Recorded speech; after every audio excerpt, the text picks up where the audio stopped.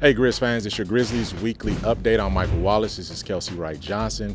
Kelcey, we're in a bit of a rut right now. The Grizzlies have lost 3 straight games and 4 out of their last 5. We know the defense has been an issue as they try to put the pieces back together to get corrected before this upcoming homestand.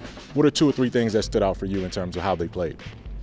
Yeah, I mean, I think, and Coach Jenkins said it the best. They just haven't been able to play a full 48 minutes. I don't have a ton of concerns looking at the last 3 games. It was a 1-point loss to the Nuggets, who are 5th in the West.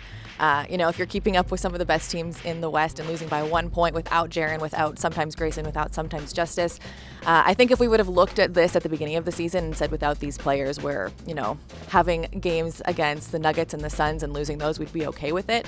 Obviously, the OKC game, there was one very bad quarter.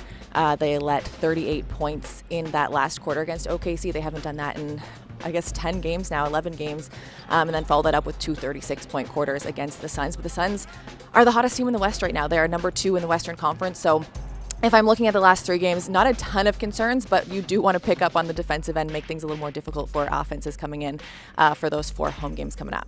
Well, when I look at this situation, I see the inability to finish right now. If there's one common theme, it's in the 3rd quarter, the Grizzlies gave up a bad 3rd quarter against the Phoenix Suns. The previous game, it was the 4th quarter against Oklahoma City. Just coming out of half, I don't know what the situation is or what kind of adjustments needs to be made. And then you look at Denver, the inability to close in the final seconds, not really getting the call to go their way.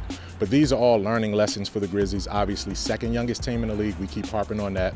Toughest schedule that they've had to face in the first half without Jaren Jackson Jr. But those are all variables that have been in play now for 2-3 months.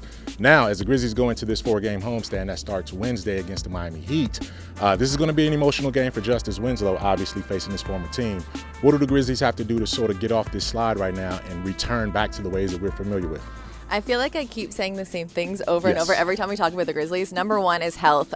We obviously don't expect to have a full roster in the next game, but when health does get back, when the team is able to play with everyone they have, it's going to be a huge swing.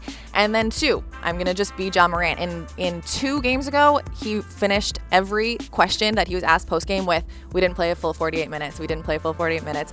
And that's what I'm going to pull a Ja Morant. They need to play a full 48 minutes in the upcoming games to have a chance against some of the toughest teams coming up here at FedEx Forum. They do. Miami Heat, the hottest team in the East. Golden State Warriors, the team that's right in front of the Grizzlies right now as they try to get that play-in, play-off seeding situation right. And then coming out of the weekend, you got the Boston Celtics coming right here as well. So it doesn't get any easier. The schedule in and of itself is an opponent right now. So the Grizzlies just have to continue to pull it together, play a full 48 minutes, and we'll see what they do Wednesday when they get back in action at FedEx Forum. For Kelcey Wright Johnson, I'm Michael Wallace. Keep it locked on all of our Grizzlies content.